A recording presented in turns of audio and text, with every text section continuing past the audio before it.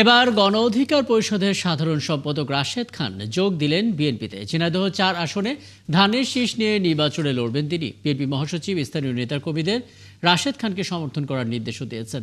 গণ অধিকারের সদ্য সাবেক সাধারণ সম্পাদক বলেন, তারেক রহমানের নেতৃত্বে দেশের জন্য কাজ করতে চান তিনি। আরও জানাচ্ছেন শাহাদুজ্জামান সাকিব। মা, পিম্পল 5 দিনেই চলে যাবে। যাবে না মা। যাক, নিমের 5 অংশের পাওয়ারে 5 দিনেই দূর হবে পিম্পল। হিমালয়া পিউরিফাইং নিম ফেস ওয়াশ। অবশেষে গুঞ্জনই সত্যি হলো। ভোটের আগে রাজনৈতিক নানা দর কষাকষির মধ্যে এবার বিএনপিতে যোগ দিলেন গণ অধিকার পরিষদের সাধারণ সম্পাদক রাশেদ খান।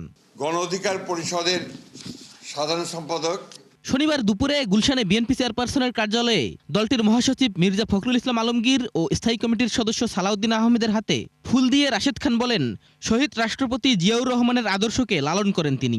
শহীদ প্রেসিডেন্ট জিয়াউর রহমান, যাকে আমি নিজের আদর্শ হিসেবে মনে করি, বর্তমানে বিএনপির নেতৃত্ব দিচ্ছে জনাব তারেক রহমান। তিনি আমাকে অত্যন্ত স্নেহ করেন, ভালোবাসেন। তারেক রহমানের নেতৃত্বে ইনশাল্লাহ দেশ এবং জনগণের জন্য সংগ্রাম করে যাব, কাজ করে যাব।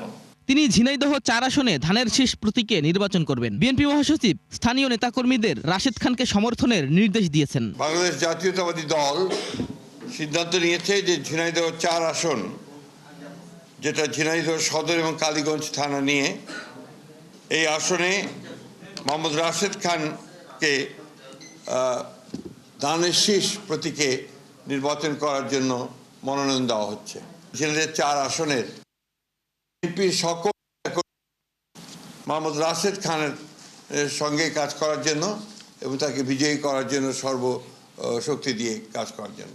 রাশেদ খান জনসমর্থন নিয়ে জাতীয় সংসদে প্রতিনিধিত্ব করবেন বলে মন্তব্য করেন বিএনপির স্থায়ী কমিটির সদস্য সালাউদ্দিন আহমেদ। আশা করি রাশেদ খান জনসমর্থন নিয়ে জাতীয় সংসদে প্রতিনিধিত্ব করতে পারবেন ইনশাআল্লাহ। তো সেই ক্ষেত্রে তার ভূমিকা আগামীর বাংলাদেশে সর্বক্ষেত্রে ব্যাপকভাবে অবদান রাখতে পারবে বলে আমার মনে হয়। রাশেদ খান